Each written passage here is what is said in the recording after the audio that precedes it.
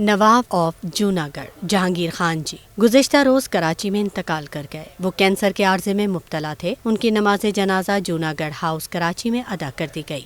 अल्लाहु अकबर। अस्सलामु अलैकुम व रहमतुल्लाहि व बरकातुहू। अस्सलामु अलैकुम व रहमतुल्लाहि व बरकातुहू।